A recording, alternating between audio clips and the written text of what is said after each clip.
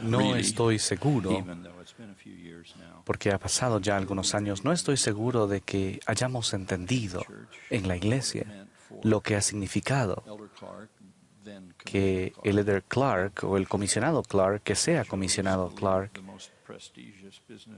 que haya decidido dejar a la escuela de negocios más prestigiosa del mundo y que fuera a Rexburg, Idaho, un lugar donde tal vez él no haya sabido que existía en el mapa. Sé profesionalmente, sé que profesionalmente el presidente de Harvard en ese momento no lo conocía personalmente necesariamente, pero sabía de un poquito de la angustia que pasó por él cuando Kim decidió venir. Se entendió privadamente y públicamente que Elder Clark iba a ser el decano para siempre. Nadie en la educación superior tenía un futuro tan seguro y una posición tan segura como Kim Clark, como el decano de la Escuela de Negocios de Harvard. Es ciertamente una declaración de su amor por el Señor y su habilidad de hacer exactamente lo que les ha enseñado el día de hoy, concluyendo con ese último punto de seguir al profeta. Kim escogieron y Sue también dejar esa posición tan prestigiosa para formar parte del sistema educativo de la Iglesia y con toda su devoción. Y eso es lo que haces y te das cuenta cómo están sus amigos, cómo les está yendo.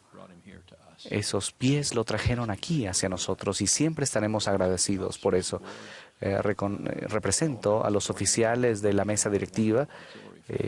Tenemos una familia de organizaciones auxiliares que están aquí para dar tributo al Elder Clark. Gracias. Tendremos otra oportunidad de hacer y decir eso de una forma más formal, pero en este momento es un privilegio decir cuánto le amamos y cuán agradecidos estamos por lo que ha hecho por nosotros. En su oración inicial, hermano Peterson, ¿dónde estás?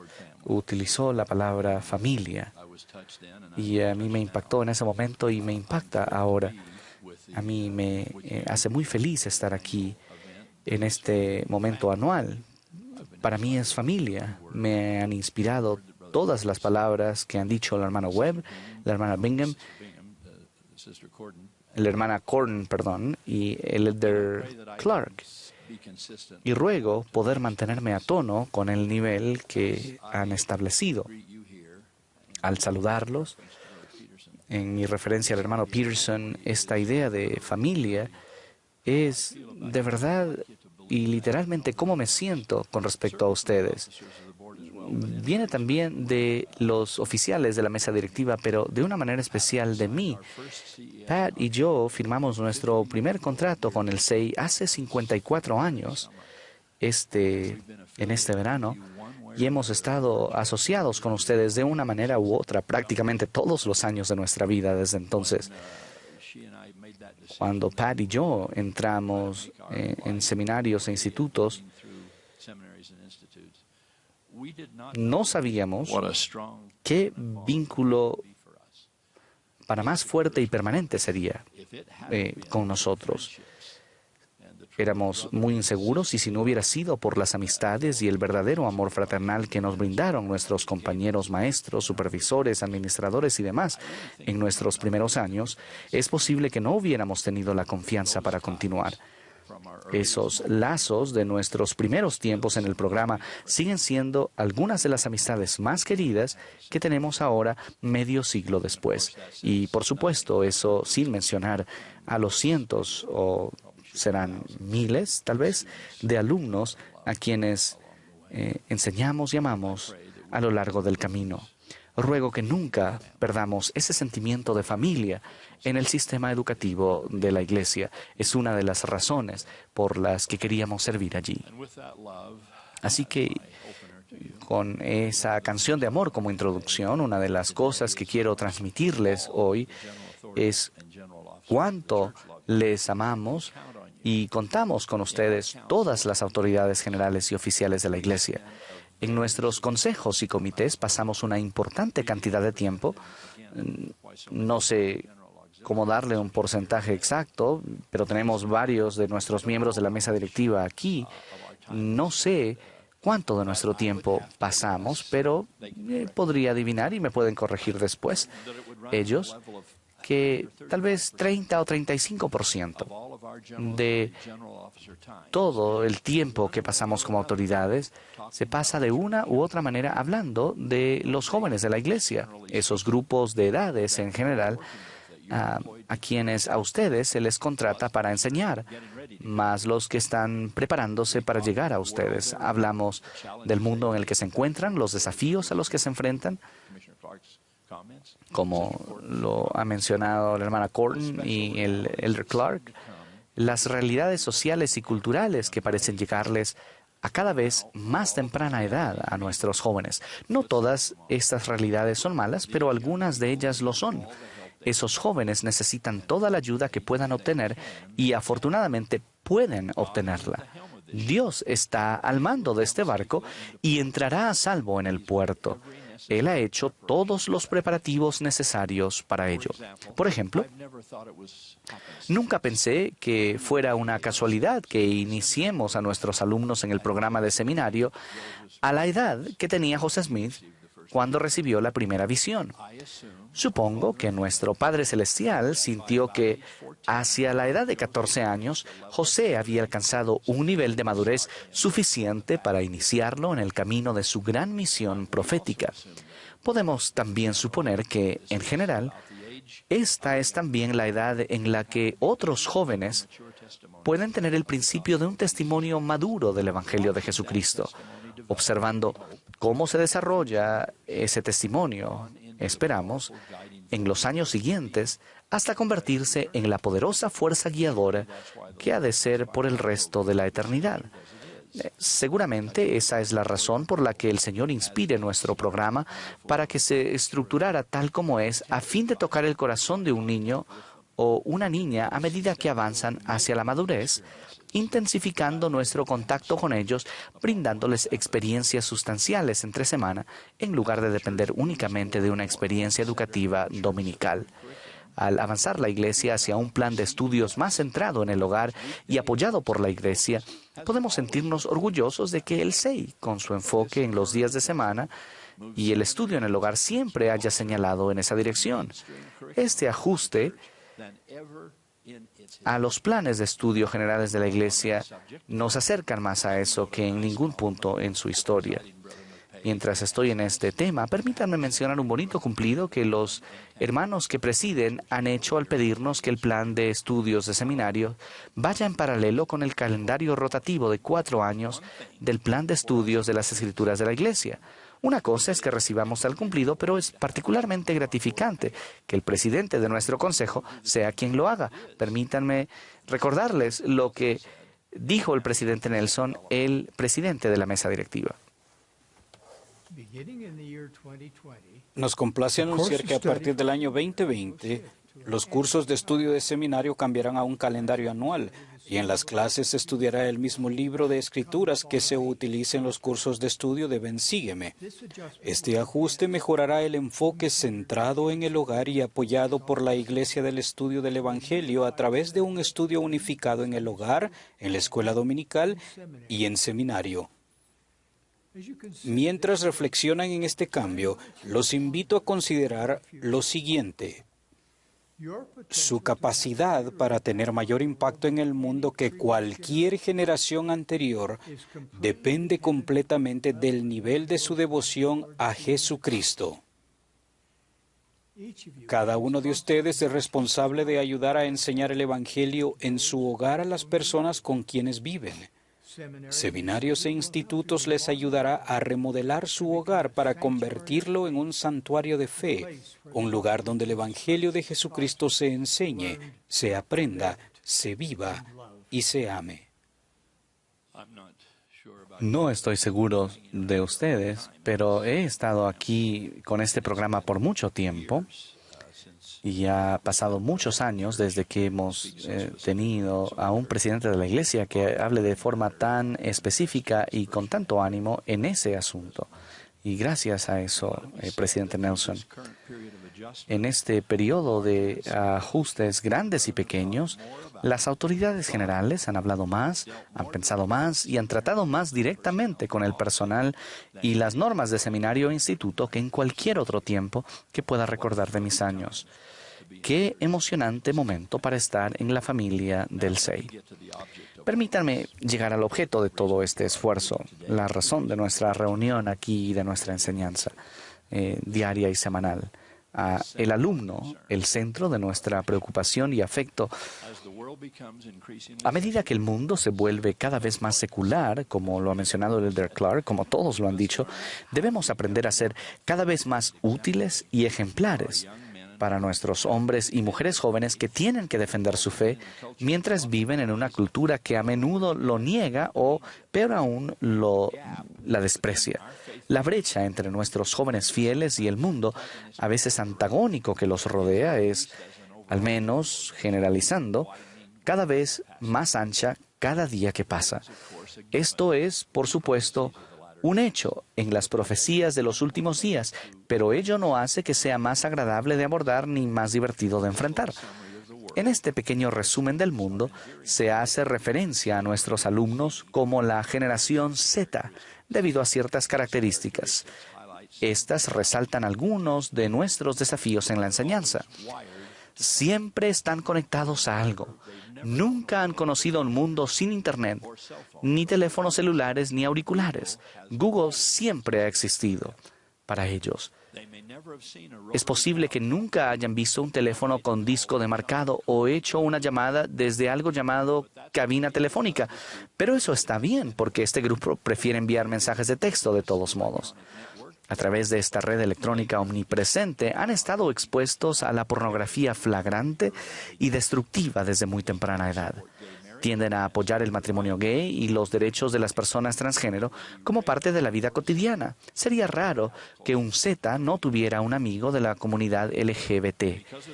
Debido a esta sociabilidad, la delgada línea entre la amistad y la aprobación de la conducta comienza a desdibujarse.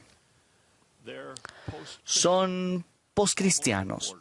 Casi una cuarta parte, bueno, tal vez no los miembros de la iglesia, pero en el mundo estamos mirando, el 23% de los adultos de Estados Unidos y un tercio de los milénicos son Nini, sin ninguna identidad religiosa. Muchos Z están creciendo en hogares donde no hay religión alguna, dándoles ninguna experiencia ni contexto de religión en sus vidas. Un estudio reciente sobre las actitudes de los adolescentes australianos llegó a los titulares por sus hallazgos de que el 52% de ellos no se identifica con ninguna religión y solo el 37% cree en Dios. El pastor y autor James Emery White ha escrito extensamente sobre sus circunstancias espirituales. Él dijo, primero, están perdidos. No están tan solo viviendo y siendo moldeados por un contexto cultural postcristiano. No tienen ni siquiera un recuerdo del Evangelio. El grado de analfabetismo espiritual es simplemente impactante. Segundo, no tienen líderes. Sus familias brindan poca o ninguna dirección y aún menos sus intentos de buscar guía en Internet. Según un artículo publicado en USA Today, la generación Z es el subgrupo más solitario de la sociedad. El artículo citó un estudio de BYU de 2010 que llegó a la conclusión: la soledad tiene el mismo impacto en la mortalidad que el fumar 15 cigarrillos al día, lo que la hace aún más peligrosa que la obesidad. Alrededor del 53% de las niñas estadounidenses de 13 años están descontentas con sus cuerpos. Este número aumenta a 78% cuando las niñas llegan a los 17.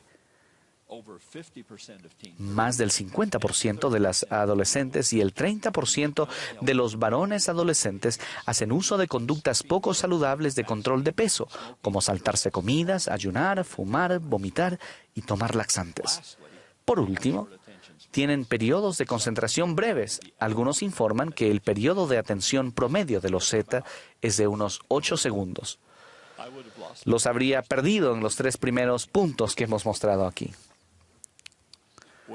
Bien, los maestros de seminario e instituto no van a resolver todos estos problemas de la noche a la mañana, pero las autoridades generales consideran que ustedes están bien informados, bien preparados, espiritualmente a tono, y que tienen una gran capacidad para responder preguntas cuando surgen de la manera correcta y en el momento adecuado.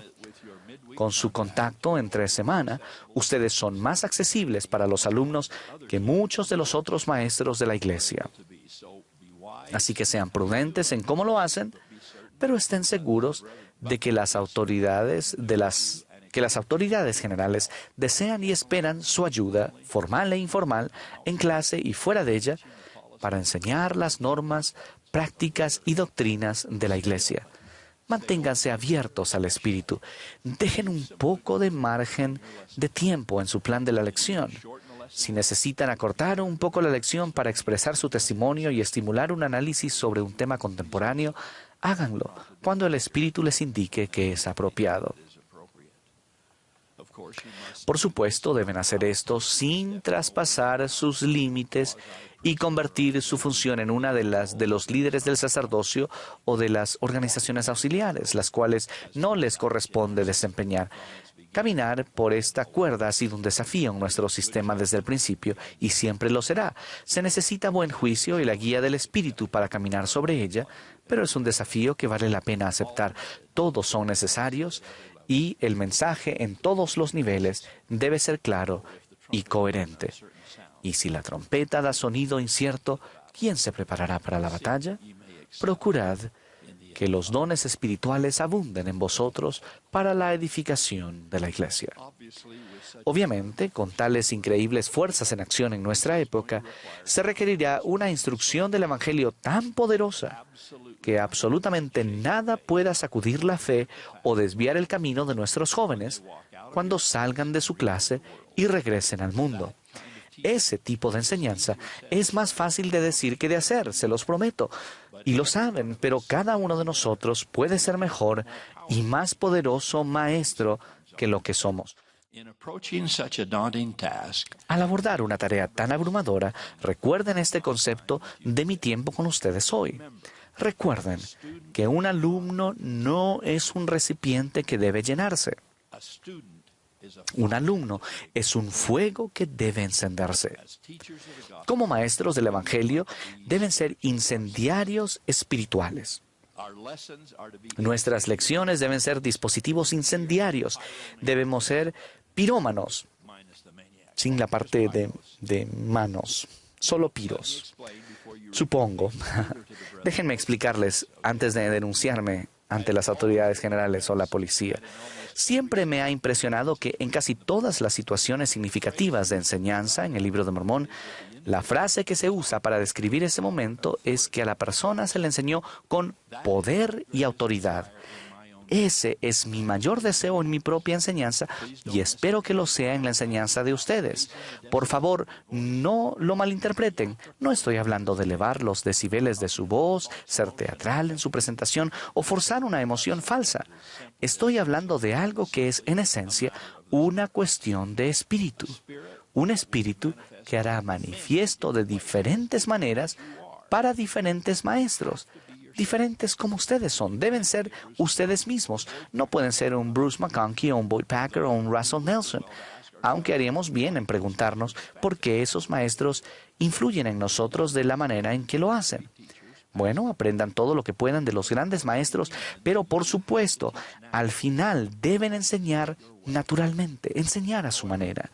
Sin embargo, cualquiera sea el enfoque que resulte ser, el resultado debe ser una enseñanza poderosa y con autoridad. Permítanme usar un par de ejemplos que se encuentran en el Libro de Mormón. El Amán 5 cuenta la historia de Nefi y Lei, llamados así por sus antepasados lejanos, a quienes se les había encomendado que enseñaran a los lamanitas en la tierra de Zarahemla.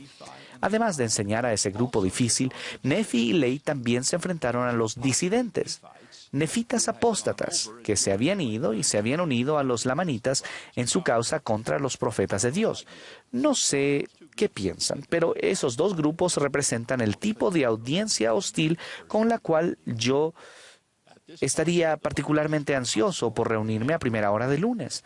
En ese punto, los lamanitas eran hostiles y estaban llenos de enojo y de la determinación de obtener retribución de esos nefitas por una pelea cuyo origen la mayoría de ellos había olvidado hacía mucho tiempo. Y luego, como si eso no fuera suficiente, tienen los ex-mormones por Jesús, los apóstatas locales que alguna vez estuvieron en un quórum de presbíteros, que en uno o dos casos pueden haber servido misiones fieles solo para descarrilarse, aplicando esas mismas cosas que una vez les enseñaron contra el reino en lugar de a favor de este.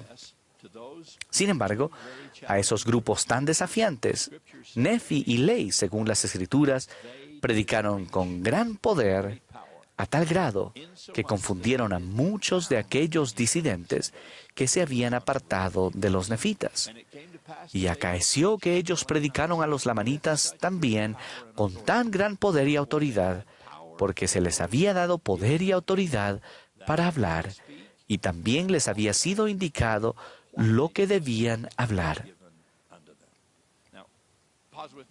Hagan una pausa por un momento para reflexionar sobre lo maravilloso que sería si cada maestro de la iglesia pudiera saber esas dos cosas. Cómo hablar y qué decir cuando lo hace. Eso sería un verdadero don de lenguas, incluso si fuera en su idioma materno. Según lo entiendo, es explícitamente el don que se les dio a estos dos aquí. Se les había dado poder y autoridad para hablar y lo que debían hablar. Por lo tanto, hablaron para el gran asombro de los lamanitas. ¿Esa palabra asombro le suena de algún relato anterior del libro de Mormón? Consideren Mosía 27, donde Alma y los hijos de Mosía iban aquí y allá rebelándose contra Dios. Allí, en el versículo 11, se les apareció el ángel del Señor y descendió como en una nube y les habló como con voz de trueno que hizo temblar el suelo sobre el cual estaban. Perdónenme que haga otro pequeño comentario editorial casi de inmediato.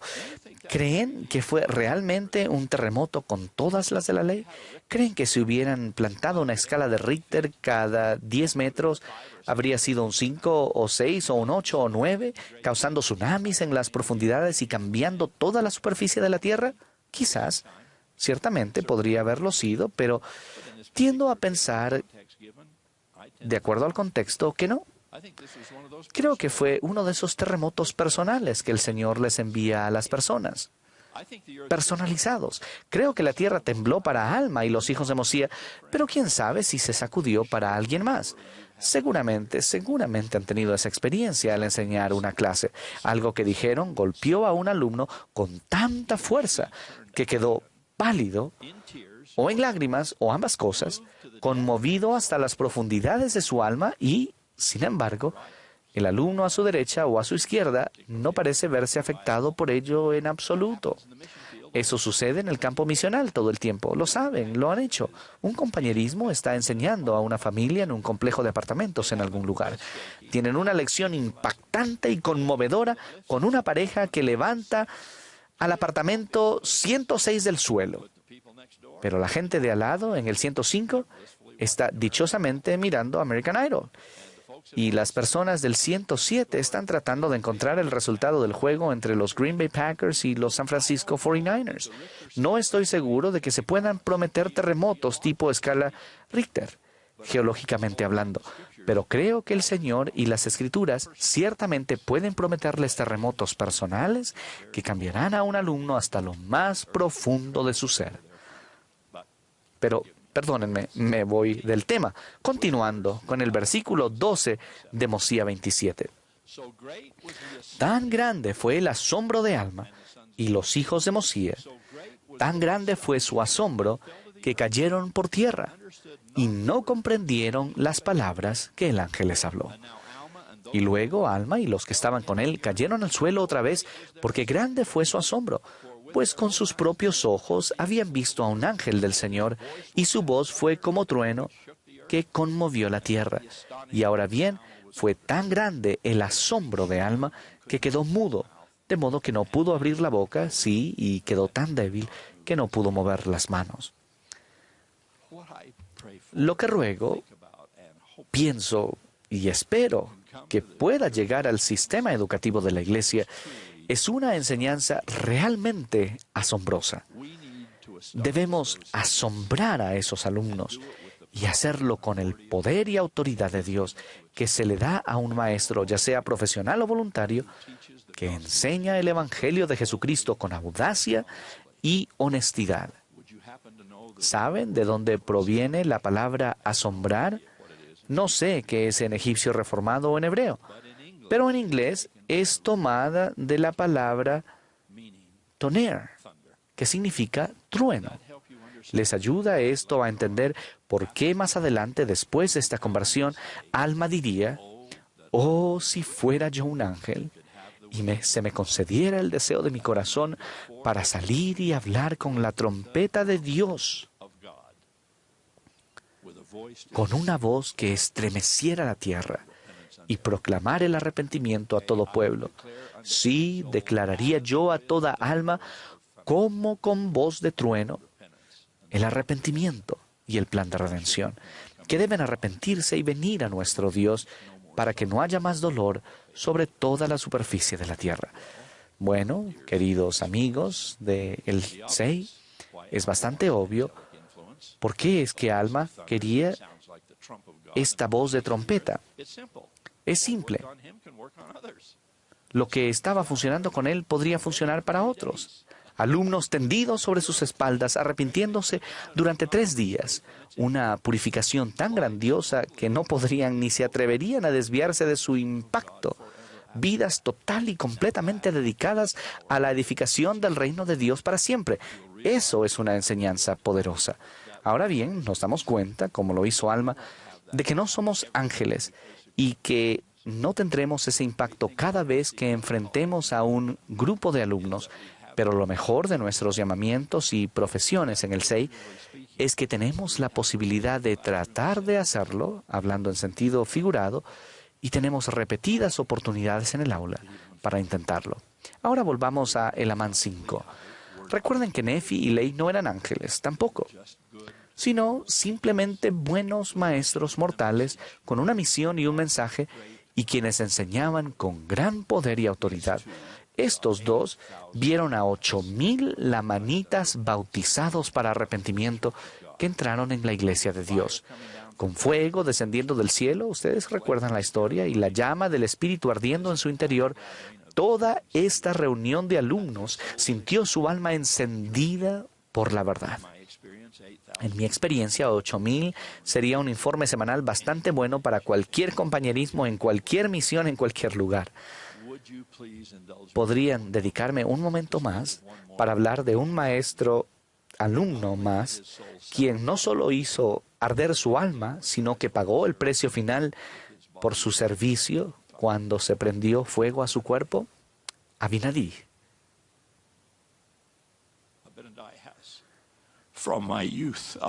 Ha sido desde mi juventud uno de mis profetas más admirados de todos nuestros libros canónicos.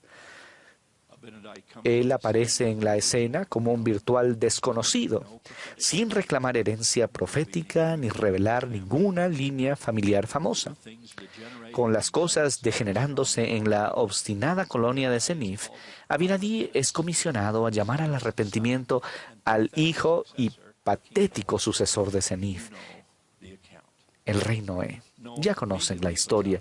De inmediato, Noé dicta una sentencia de muerte y Abinadí se ve obligado a huir. Después de estar escondido 2 años, Abinadí nuevamente da un paso adelante para enseñar y testificar. Me detengo aquí para sonreír ante la aparente inocencia infantil de este profeta en este asunto. Ha estado en total aislamiento durante 24 meses, ahora lleva un disfraz para darle más anonimato y sin embargo a su regreso la primera frase que sale de su boca es: así me ha mandado el Señor diciendo, Abinadí, ve y profetiza. En este punto, realmente debemos preguntarnos acerca de la eficacia del disfraz, pero ciertamente no nos preguntamos acerca de su fe y determinación. Profetizando de manera audaz contra las abominaciones del rey Noé y su corte, Abinadí es arrestado y finalmente presentado ante el mismo tribunal que él había condenado verbalmente. Interrogado sin piedad por el concilio, este poderoso profeta les respondió intrépidamente e hizo frente a todas sus preguntas y los confundió en todas sus palabras. Luego, pasando de la defensa a la ofensiva, comienza unos 5 capítulos y medio de doctrina que se clasifican entre los más poderosos de todo el libro de Mormón. Sin embargo, apenas había comenzado cuando Noé, lleno de culpa y odio, ordena que lo maten. Todo esto es para preparar esta escena que para siempre quedará guardada en mi alma.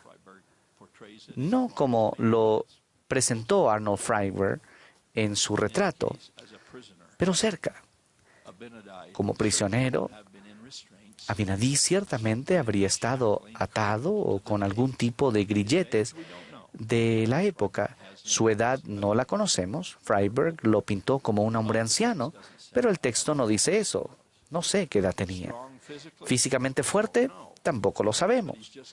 Pero él acaba de pasar 2 años en algún tipo de aislamiento en el que puede haber tenido bastante comida o no. Piensen en Elías siendo alimentado por cuervos. ¿Alguna vez vieron la garra de un cuervo? No creo que en vuelo esos pequeños compañeros alados llevaran muchas órdenes superagrandadas de nada. No lo sabemos, pero tal vez Abinadí estaba hambriento, cansado y al menos un poco débil físicamente. En todo caso, llevaos a este individuo y matadlo, grita el rey Noé, porque ¿qué tenemos que ver con él? Y avanzaron y trataron de echarle mano. Mas él los resistió y les dijo: no me toquéis, porque Dios os herirá si me echáis mano. Porque no he comunicado el mensaje que el Señor me mandó que diera, porque el Espíritu del Señor estaba sobre él, y su rostro resplandecía con un brillo extraordinario, aun como el de Moisés en el monte de Sinaí, mientras hablaba con el Señor. Y habló Abinadí con poder y autoridad de Dios. Poder y autoridad. Ya lo creo. Cuando empecé a escribir este discurso y quise escuchar a Abinadí, no me acordaba, o tal vez no sabía, que su historia culminaba con esa misma frase de que él enseñó con poder y autoridad. Bueno, amigos, una cosa es leer un poco de tinta en una página, pero otra es verlo con los ojos de nuestra mente y oírlo en su corazón como con voz de trueno. No me toquéis, porque Dios os herirá si me echáis mano. Casi nunca puedo leer esas palabras sin llorar. Y creo que se dan cuenta. Suena con tanta majestuosidad, tanto valor, tan silenciosa fortaleza monumental. No hay indicios de que gritara, no hay indicios de que moviera un solo músculo. Bajo guardia armada y encadenado, ciertamente no podía hacer nada. Pero aparentemente lo que dijo y cómo lo dijo funcionó. Digo aparentemente porque no hay ningún indicio de que ninguno de esos guardias hiciera ni un solo esfuerzo por expulsarlo. Ni el rey Noé, ni ninguno de sus sacerdotes dijeron otra palabra durante otros 4 capítulos fascinantes. Bueno, no podemos reflexionar sobre todos los maravillosos ejemplos de ese tipo de enseñanza en las Escrituras, pero están por todas partes. Invito a cada uno de nosotros a buscarlos, reflexionar sobre ellos y pedirnos una porción de ese don relacionado con nuestros llamamientos. Este tipo de enseñanza es una tarea exigente y muy esquiva. Si supiera cómo enseñar de esa manera, ciertamente tendría más éxito en hacerlo. Pero esto sí sé, a menos que se sientan apasionados por algo, no pueden jamás hacer que sus alumnos se sientan apasionados por ello. Lo repito, a menos que se sientan apasionados por algo, no pueden jamás esperar que sus alumnos se sientan apasionados por ello. Por supuesto, la fuente máxima de esa pasión es lo que se dijo de Abinadí, porque el Espíritu del Señor estaba sobre él y su rostro resplandecía con un brillo extraordinario. Si el Espíritu es la clave para una enseñanza asombrosa, y lo es, empezando por el hermano Webb, como los otros maestros que han compartido, existe un gran riesgo al hablar usando viejas anotaciones o usar los ejemplos de otros maestros todo el tiempo o hablar monótonamente sobre uno de los discursos de la conferencia general. Todos esos son buenos en su propio lugar y espectaculares cuando se dieron originalmente, así que usen todo lo que puedan cada vez que puedan para dar vida y variedad a su enseñanza. Pero lo más importante será cómo se sientan cuando pronuncien las palabras. Nada va a sustituir eso. Oh, si fuera yo un ángel, para salir y hablar con una voz que estremeciera la tierra. Ciertamente, recuerden, un alumno no es un recipiente que debe llenarse. Un alumno es un fuego que debe encenderse. Y si lo hacemos realmente bien, podríamos ser dignos un día de encontrarnos con lo que fueron quemados en la hoguera, precisamente por esa habilidad de golpear pedernal contra acero y obtener una llama. Salid, ángeles de gloria, sobre todo este mundo, aún entendiendo esta audiencia, y asombrad a vuestros alumnos. Testifico de la divinidad de esta obra, testifico de la divinidad de su llamamiento.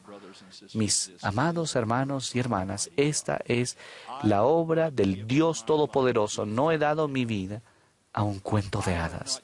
No he dado mi vida, ni tampoco ustedes, a lo que Pedro dijo que se nos acusaría de ir detrás de una falsedad, una falsedad astutamente cultivada. Esta es la verdad, no es una fábula divisada astutamente. Yo he dado mi vida, ustedes están dando su vida, las mejores personas han dado y están dando su vida. Esta es la verdad del Dios Todopoderoso. Y les bendigo por eso en su enseñanza de la verdad. En el nombre de Jesucristo. Amén.